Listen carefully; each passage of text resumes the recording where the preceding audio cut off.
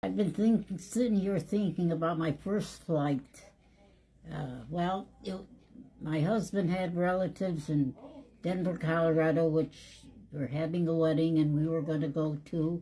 So nobody traveled by air at that time, and so we drove there. But fortunately, drove his sister and her husband drove with us, so we made a little vacation. But anyhow, we had a nice time in Denver, and we were the day. I think it was the day before we were going to come home. My husband developed real bad pains in the stomach, and so his cousin took him to the hospital, and they diagnosed him as acute appendicitis, and they told him he needed surgery right away because it might burst and the poison might go through his system. So my husband, they scared the heck out of us, so he agreed to it. And like we talked, well, we'll probably end up spending a month in Denver because they kept you 10 days in the hospital and recoup and whatever. But as the day progressed, the pains went away. But they kept insisting, oh, that happens, but it's appendicitis and he better have him take out or it's going to poison his system. So as the day went on, the pains went away. My husband decided, no, we're going to go home. We're going to take the chance.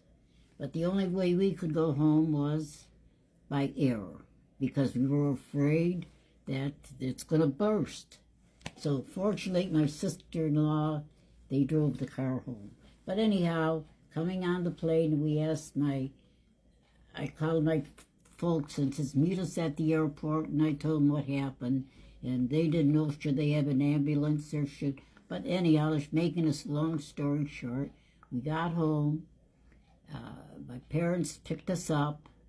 We went straight home, and they said, don't eat nothing on the airplane because you'll probably have surgery the minute you get home. So we get home, we call his personal doctor. His doctor said, meet me at the hospital, and we'll see what's going on. So he examined him, he came out, and he says, I can't find anything wrong with him. He has nothing. So anyhow, it was determined and diagnosed here that it probably was a kidney stone.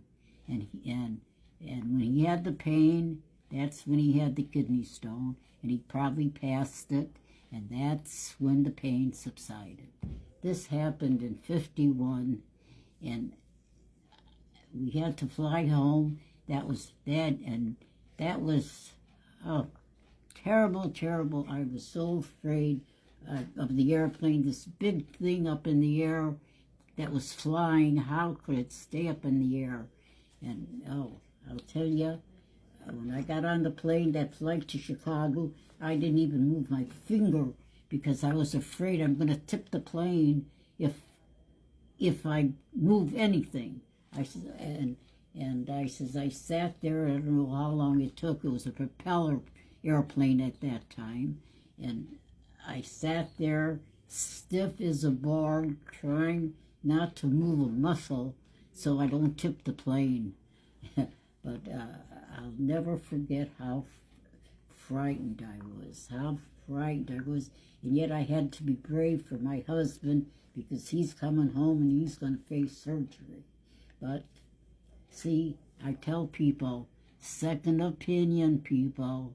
So that's my little story that's happened on my first flight, and I'll never forget what the propeller jogged and the noise it made inside the plane, and oh my Lord, I can remember minute for minute my stomach was playing tricks on me.